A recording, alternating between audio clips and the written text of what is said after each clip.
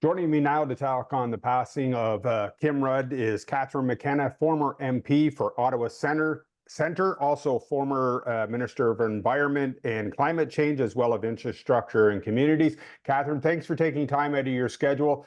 First, let's start off with your reaction when you heard the news that Kim had lost her battle to ovarian cancer. I mean, it was really devastating. I mean, she's been fighting she'd been fighting cancer for a while. But you kind of like, Kim was just she had such a good spirit. And even, she was out in the last election campaign, campaigning. So you kind of thought that she was going to beat it. So I was really devastated because it was, you read it online and social media and you can't even believe it. And, I mean, I was just thinking we worked actually really closely together because she was parliamentary secretary to the Minister of Natural Resources, and the environment and the economy go hand in hand, as we saw always joke. And it's also very true. And so we worked really closely on a number of different policies. And she was also just a friend because we started, I think we were both at training, liberal training. We were newbies in 2014 when we both decided to run. So she was one of the first people I knew, first woman that I knew that had also decided to step up and run. Talk about your relationship with yourself and Kim. As you stated, you both came in kind of at the same time and cut your teeth into politics at the same time. So, talk about that relationship behind the scenes, not the and the friendship you built with Kim. Yeah, I mean, Kim was just really fun. Like politics, you often see just people fighting or, I don't know, campaigning all the time. Like we would hang out and have a good laugh about things. And we both had a good sense of humor. And like, there's a lot of comical parts about politics. If anyone's watched Veep, you'd know. And so, I mean, we could laugh about things, and we often did. We could share a drink, talk about families, what was important to us. Really cared about her family and her community. And so did I. And, there was just the human side of the relationship because, lots of different people get into politics. You're going to gravitate towards some more than others. And she was someone who was just really awesome. And, if you have a bad day or you had a great day or you just wanted to hang out, she was great.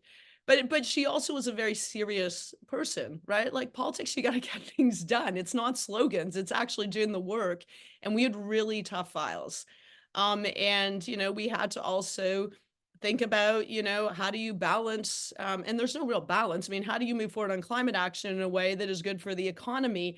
And there are choices to be made. And so, we would actually go through, the different policy choices we have, but always she was very good at always thinking about people. And I think in politics you can be abstract and like come up with decisions that sound awesome, except they may not be awesome in how they apply to people, and you always need to think about that. And she was just great. Like she was a really good person to work with professionally, and she was also just a friend.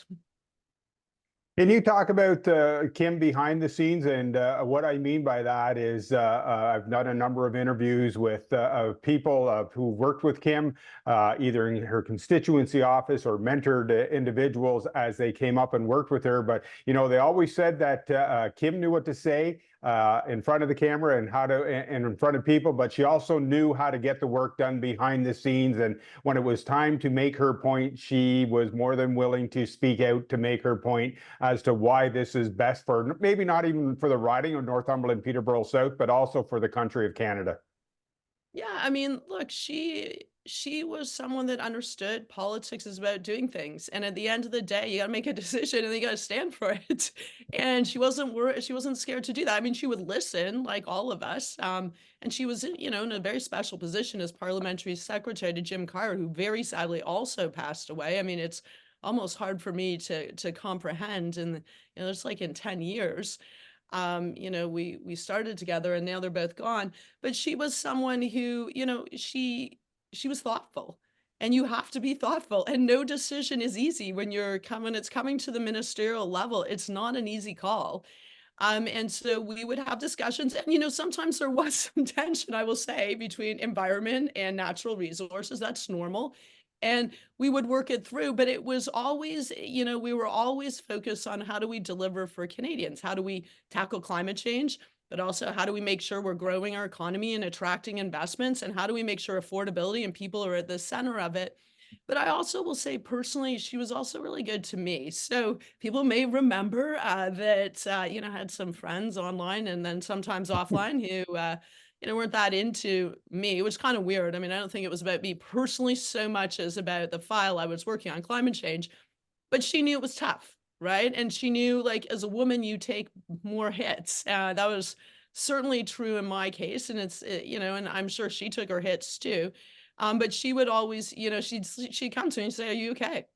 And, like, sometimes that's all you need to hear. Like, I didn't wanna have a huge treatise on how annoying it was that people would attack me. I just needed her to know that other people were like, it's not cool that people are doing this." And she was just a really kind, thoughtful person. And about the community, she loved her community because I would come and I would do events or we would go campaign together and she'd take me to this business or that business or tell me, how she worked with them or what they were doing in the community, which was so awesome. And that's really nice to see. Like ultimately you are the representative of your community in Ottawa. And she took that extremely seriously.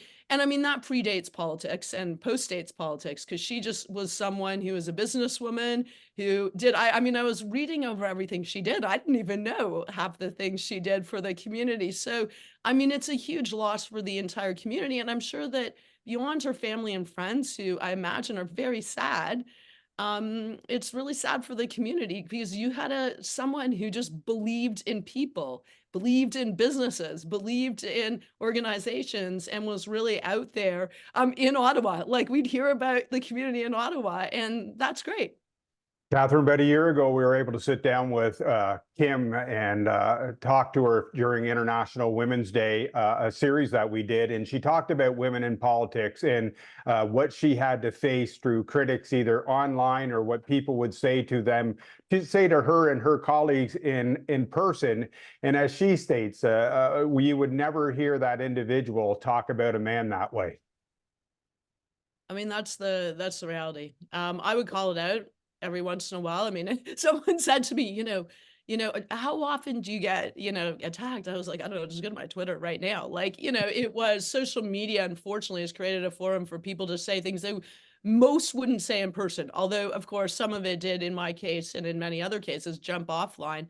But yeah, I mean, it's weird because I think for someone like him and me, like, of course we're women, but we got into politics to just do things and to have to take on like fighting misogyny at the same time when you're trying to tackle climate change, build the economy is kind of bonkers.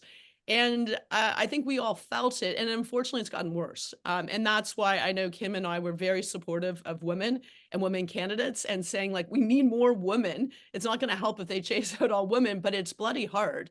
And so you got to stick up for women. And, we want women to run. And so we do need to foster a better workplace. Like it shouldn't be that going into politics is the worst workplace ever that's ever existed. And so she was very practical about that, recognizing it's not about platitudes or saying like feminist this or that. It's actually like changing like policies, changing the way we do things, changing social media companies, like making them responsible for the hate. Their algorithms literally make money if they get more hate, including on women. So yeah, no, she was great. Like, I just will miss her because she was just so practical and she loved politics too.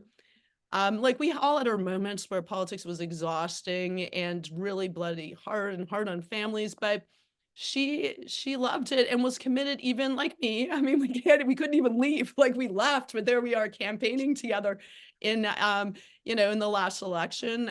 So anyway, she's really she was really great. Like it's really impossible to believe that she's passed away. And I just feel really fortunate to have worked with her.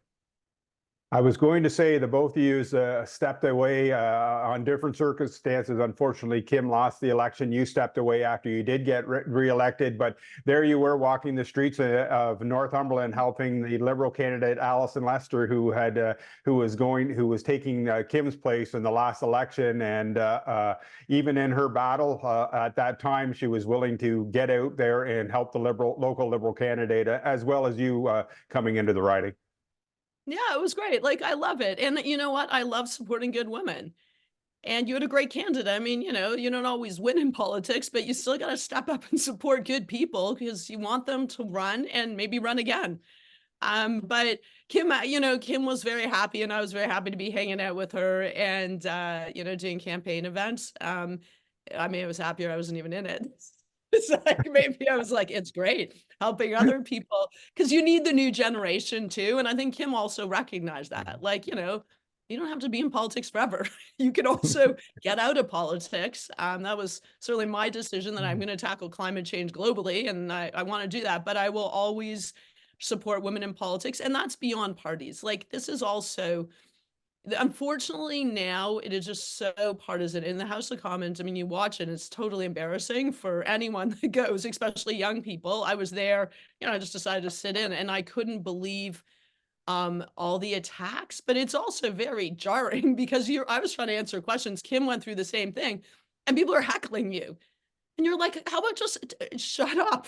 How about just let me say what I need to say? And I think, like me, Kim and I didn't do talking points. We would like actually try to answer the question without reading, and it's very, very hard to do that. And it makes me sad that politics is like that. And I think that's a reflection that everyone in politics needs to have. Because as I said, like, I mean, I just want good people to run. Of course, that includes women. And so we got to make it a better place. But Kim and I did our best. We were both tough. Like, we weren't drinking violence out there. So I quite like that about her. Like, we didn't whine. I mean, sometimes we call things out or we'd say that's ridiculous, but she was just great. And she's exactly the type of person we need to go in politics. So anyone that's watching, especially women, young women, women of all ages, if you want to go into politics, do it. And I will help you. I will support you in Kim's name. Wrapping up here, Catherine, because I know I've taken too much of your time already. One final question. Do you have a special story that you can share with us that you and Kim had that you'd be able to relate to us and our viewers? And I'm sorry I if mean, I'm some putting of you on them I the can't spot. even tell you because they're like confidential deliberations. But, I think my favorite story was when I first met her. Like, I didn't know anyone and she didn't know anyone. And it's actually really weird. It's like going back to school. So you're going to campaign college, you're kind of looking around and it's really awkward. And I just saw Kim and I don't know, we just started chatting and we were just saying like, this is so weird. Like, what are we doing? We're going into politics. And at this point, by the way, the Liberals were in third place. So, and like, you're giving up a lot. Like, I don't know. I think I was still had to work, had to make money while I was going into politics. I think she was too. And like, this is a year out from the election, but I don't know. We just said, this is crazy, but we're going to do it. We're going to do it. And then we win. Like, how awesome is that? And then we were both in positions where we could make a difference. And I don't know, like, this is the thing about politics. Politics is about people, and there are real people behind the politician. And often people, they attribute things to you or they have views about you. Like, I don't know, there's actually often regular people who are just trying to make a difference and wanted a change in government. So anyway, I will always laugh. And she always had a big smile. So I could look at her across the room, like, if it was a bit exhausting and millions of people, I just look at her and have a look and we'd kind of laugh because also, yeah, you can't take these things too seriously. So anyway, she was awesome. And I just want to say my condolences to her family and friends and to the entire community because she cared so much about the community. And as I say, in her name, women who are thinking about running, just do it. Just do it like him. Catherine, thanks so much for taking time out of your schedule to sit down for a few minutes with me to pass on your thoughts about Kim. No problem. Oh, I'm very happy to do that. She was awesome.